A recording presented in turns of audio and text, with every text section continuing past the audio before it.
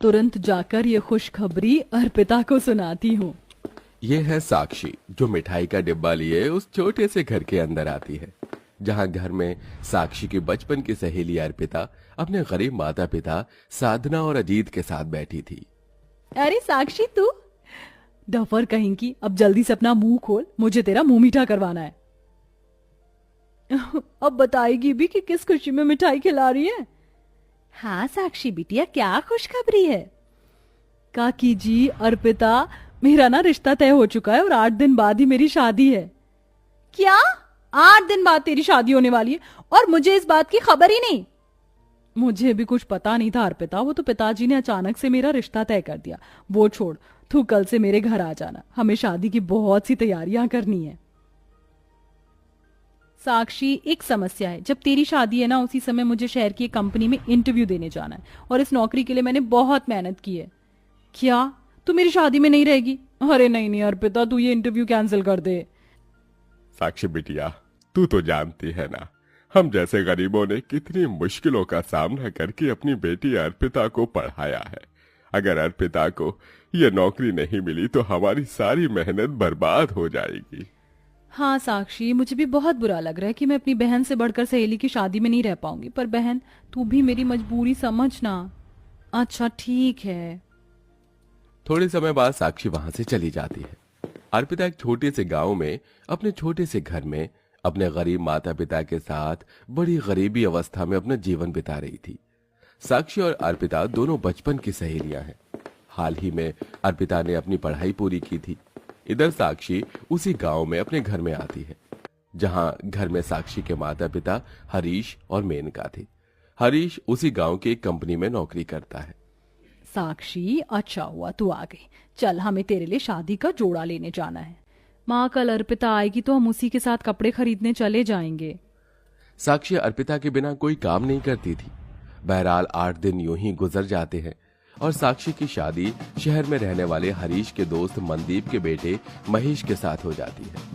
शादी के बाद साक्षी शहर में अपने ससुराल चली आती है। साक्षी के ससुराल में उसका पति महेश, सास ससुर मनदीप, अनुजा और देवर नंद रोहन और कविता थे। महेश और रोहन उसी शहर की कंपनी में नौकरी करते हैं। वाह वाह वाह, मेरी बहू तो बिल्कुल चांद का टुकड़ा है। माँ, बहुत थकान लग रही है, चलिए ना सब सो जाते हैं। हाँ, थकान तो सच में हो गई है। तभी सब अपने अपने कमरे में जाकर सो जाते हैं। इसी तरह दिन प्रतिदिन बीतने लगी। साक्षी अपने ससुराल में एक संस्कारी बहू बनकर अपने बहू होने के सारे फर्ज बड़े अच्छे से निभाने लगी। एक दिन दोपहर में रोहन कंपनी के बाहर पार्क में खड़ा महेश की राह देख रहा था। ये महेश भाई अब तक आए क्यों नहीं? तभी रोहन के पास साक्षी की सहेली अर्पिता आती है। अर्पिता उसी शहर की उसी कंपनी में नौकरी करती है। हाय, आप रोहन जी हो ना? हाँ, आप मुझे कैसे जानते हो? मैंने आपके ऑफिस के बाहर आपका नाम देखा था। मेरा नाम अर्पिता है, मैंने कुछ दिन पहले इस कंपनी में नौकरी ज्वाइन की है। अच्छा, ये तो बड़ी अच्छी बात है। तभी अर्पिता रोज की तरह कंपनी के पार्क में बैठकर टिफिन खाने लगती है। रोहन जी, आप खाना नहीं खा रहे हो? मैं अपने भाई का इंतजार कर रहा हूँ, उनके पास ही हमारा टिफिन है। पता नहीं कहाँ रह गए वो। शायद आपके भाई साहब किसी काम में अटके होंगे। आइए, आप मेरे साथ मेरे टिफिन से खा लीजिए। अरे नहीं नहीं, आप क्यों तकलीफ ले रहे हो? इसमें तकलीफ कैसी रोहन जी, खाइए ना। तभी अर्पिता के बार बार कहने पर रोहन अर्पिता के साथ बैठकर उसके टिफिन से खाना खाने लगता है। महेश अब तक बाहर नहीं आया था। तभी रोहन अर्पिता दोनों खाना खाते खाते एक दूसरे को अपने बारे में सारी बात बताते हैं। क्या कहा? साक्षी आपकी भाभी हैं? अरे साक्षी तो मेरी बचपन की सहेली है। इसका मतलब साक्षी की शादी आपके भाई महेश जी से हुई है? ये तो कमाल हो गया। भाभी तुम्हें देखकर बहुत खुश हो जाएंगी अर्पिता। शाम का समय, अर्पिता शहर में ही एक किराए के मकान में रहती है। तभी रोहन अर्पिता को अपने घर लेकर आता है और अर्पिता साक्षी को सारी बात बताती है। क्या अर्पिता, तू रोहन भाई और इनके साथ ही कंपनी में काम करती है और मुझे पता ही नहीं था। तभी साक्षी अर्पिता को अपने ससुराल वालों से मिलवाती है और सबकी खूब खातिरदारी करती है। रात का समय। अच्छा साक्षी, अब मैं चलती हूँ, समय मिला तो फिर कभी आऊंगी तुझसे मिलने। अर्पिता जी, अब तो आपका आना जाना इस घर में लगा ही रहेगा। चलिए मैं आपको छोड़ देता हूँ। तभी अर्पिता रोहन के साथ अपने रूम पर चली जाती है। इसी तरह कई दिनों तक चलता रहा। अब अर्पिता रोहन के साथ रोज रोज काफी समय बिताने लगी और रोज साक्षी से मिलने उसके ससुराल जाने लगी।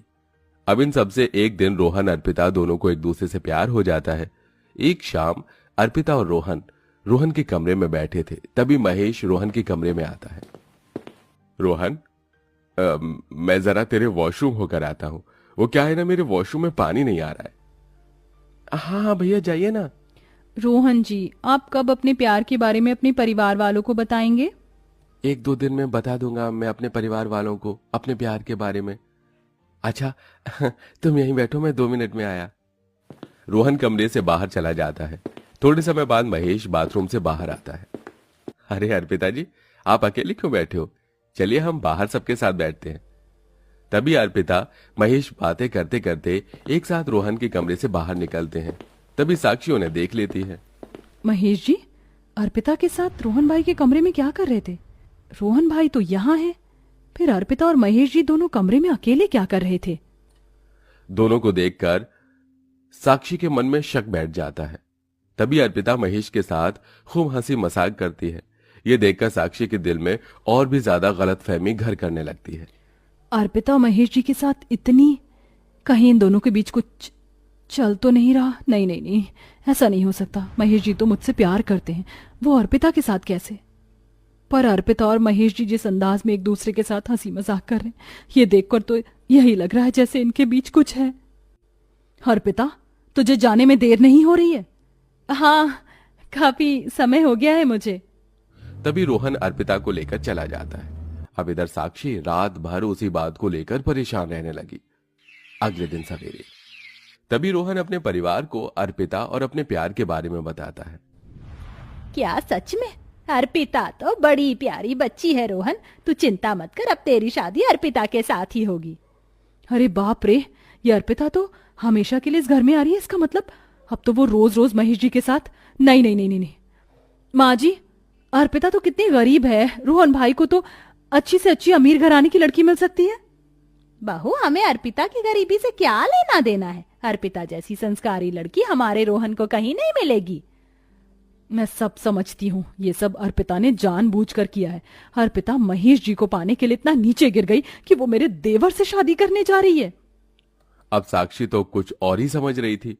फिर क्या था, कुछ ही दिनों बाद अनुजा रोहन अर्पिता की शादी बड़ी धूमधाम से करवाकर साक्षी की सहेली को उसकी देवरानी बनाकर अपने घर ले आती है। शादी के दूसरे दिन सवेरे, अर्पिता बहू, आज अपने हाथों से सबके लिए खाने की व्यवस्था कर, हम भी तो देखे तेरे हाथों के बने खाने में कैसा स्वाद है। जी माँ जी। अर्पिता, अब देख कैसे मैं तेरा जीना मुश्किल करती हूँ।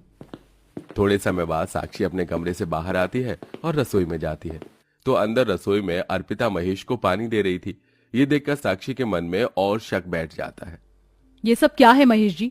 मैं आपकी पत्नी हूँ, फिर भी आप मेरी सहेली अर्पिता से इश्क लड़ा रहे हो। ये सुनकर अर्पिता और महेश के होश उड़ जाते हैं। अरे तुम्हारा दिमाग तो ठिकाने पर है ना साक्षी, सोच समझ के बात करो। साक्षी, ये कैसी पागलों जैसी बातें कर रही हो तुम? मेरे सामने ये नाटक मत कर, समझी? तू क्या समझती है कि मैं तेरी चाल समझती नहीं हूँ? मेरे पति पर डोरे डाल रही है तू? तुझे शर्म नहीं आती? मेरे ही घर में मेरे पति के साथ तू इश्क लड़ा रही है। मेरे पति से तेरी शादी नहीं हो पाई तो तूने मेरे देवर से शादी का नाटक करके इस घर में प्रवेश किया ताकि तू मेरे पति के साथ इश्क लड़ा सके। पर मैं तेरी ये चाल कभी कामयाब नहीं होने दूंगी। चल निकल यहाँ से। तभी साक्षी अर्पिता को धक्के मारकर घर से बाहर निकालने लगती है। साक्षी बहू, ये क्या कर रही है? साक्षी, छोड़ो अर्पिता को। साक्षी, छोड़ो मुझे। तभी रोहन वहां आता है तो साक्षी रोहन को सारी बात बताती है। भाभी, महेश भाई और अर्पिता के बीच कुछ नहीं है। अर्पिता और मैं एक दूसरे से प्यार करते हैं और हम दोनों ने अपनी मर्जी से शादी की है। क्या? इसका मतलब वो मेरी गलतफहमी थी। अरे अर्पिता, मुझे माफ कर दे, वो मुझे गलतफहमी हो चुकी थी। तभी अर्पिता साक्षी को माफ कर देती है। उसके बाद साक्षी के मन से हमेशा के लिए शक खत्म हो जाता है और वो अपनी सहेली अर्पिता के साथ अपने ससुराल में खुशी खुशी अपना जीवन बिताने लगती है। अगर अभी तक आपने वीडियो को लाइक और चैनल को सब्सक्राइब नहीं किया तो प्लीज़ वीडियो को लाइक और चैनल को सब्सक्राइब जरूर करें ऐसी ही अच्छी वीडियो देखने के लिए।